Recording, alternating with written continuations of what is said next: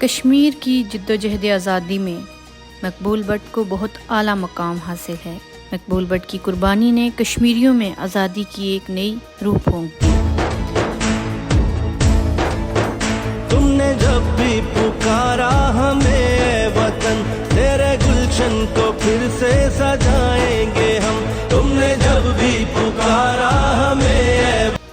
شہید کشمیر مقبول بٹ 18 فروری 1938 کو کشمیر کی راجدھانی سری نگر سے 96 کلومیٹر دور شمال کی جانب ضلع کپواڑ کے ایک گاؤں تریگام میں پیدا ہوئے۔ آپ کے والد کا نام غلام قادر بٹ تھا۔ آپ کے 4 بھائی اور 3 بہنیں تھیں۔ شہید مقبول بٹ نے ابتدائی تعلیم تریگام کے پرائمری اسکول سے اور میٹرک گورنمنٹ ہائی اسکول تریگام سے حاصل کی۔ 1958 میں بھارتی مقبوضہ کشمیر سے براستہ اوڑی ہجرت کر کے پاکستان کے شہر پشاور میں اپنے چچا عبدالعزیز بٹ مرحوم کے ساتھ رہائش پذیر ہوئے۔ پشاور یونیورسٹی سے ایم اے اور LLB کی ڈگریاں حاصل کی۔ آپ نے روزنامہ انجام پشاور سے اپنی صحافت کا باقاعدہ آغاز کیا۔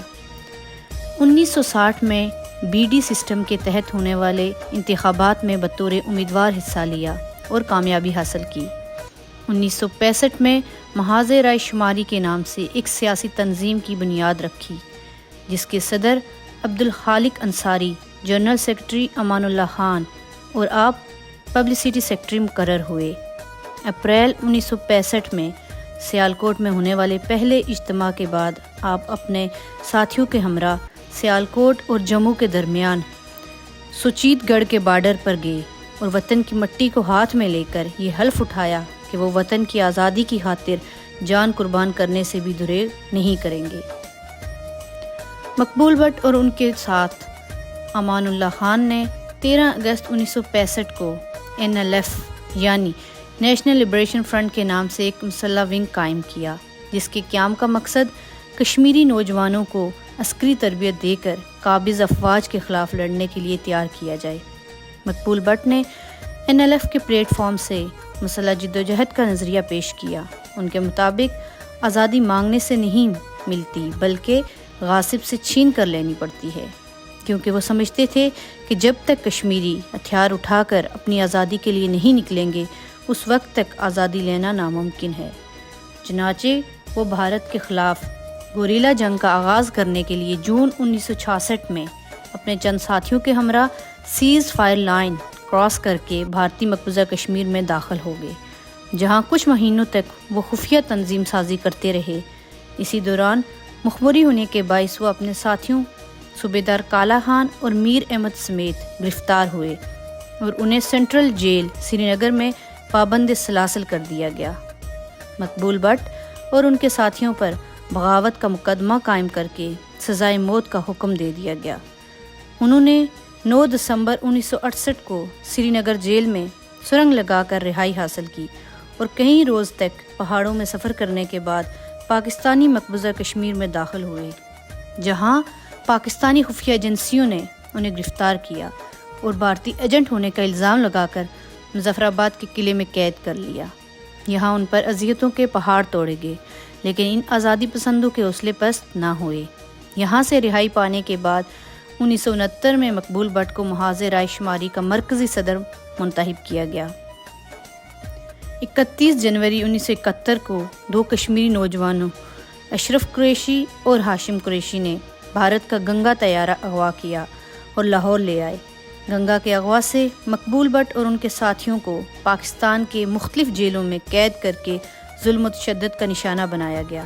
ان سب کے باوجود مقبول بٹ اور ان کے ساتھی نظریہ آزادی سے ایک قدم بھی پیچھے ہٹنے پر تیار نہ ہوئے۔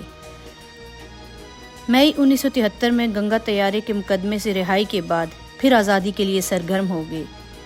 1976 میں مقبول بٹ اپنے 2 نوجوان ساتھی ریاض ڈار اور حمید بٹ کے ہمراہ جدوجہد آزادی کے لیے سیز فائر لائن توڑتے ہوئے بھارتی مقبوضہ کشمیر میں داخل ہوئے، جہاں پر ایک مارکے کے دوران انہیں پھر سے گرفتار کر کے دہلی کی تہاڑ جیل میں منتقل کر دیا گیا، جہاں بھارتی سپریم کورٹ نے ان کی سزائے موت بحال کر دی۔ ہماری قوم کو یا ہمارے وطن کو غلام بنانے کے خدشات ہیں، गुलाम बनाने के गुमान हैं उनके ऐवान उनके 6 फरवरी 1984 को लंदन में भारतीय सफारत खाने मात्रे को कश्मीर लिबरेशन आर्मी नामी एक तंजीम के एहलकारों ने अगवा कर लिया। अगवाकारों ने 24 घंटों में मकबूल भट्ट और उनके साथियों की रिहाई का मुतालबा किया। जब भारतीय हुकूमत ने मुतालबा मंजूर ना किया तो 54 घंटे गुजरने के बाद अगवाकारों ने मात्रे को कत्ल कर दिया। मात्रे के कत्ल के फ़ौरन बाद भारतीय हुकूमत ने मकबूल भट्ट को फांसी देने का ऐलान कर दिया। चनाचे 11 फरवरी 1984 को इतवार के रोज़ तिहाड़ जेल में मकबूल भट्ट को फांसी दे दी गई। फांसी के फंदे पर लटकते हुए मकबूल भट्ट के आखिरी अल्फाज थे कि मेरे वतन तो ज़रूर आज़ाद होगा। भारतीय हुकूमत ने मकबूल भट्ट के जस्ते खाकी को उनके वर्सा के हवाले करने से इनकार कर दिया और उनको तिहाड़ जेल में ही दफन कर दिया। मकबूल भट्ट का रास्ता है हमारा रास्ता, मकबूल भट्ट का रास्ता। लाख सलामी भट्ट तुम पर, कुर्बान तुम्हारे परचम पर। है लाख सलामी भट्ट तुम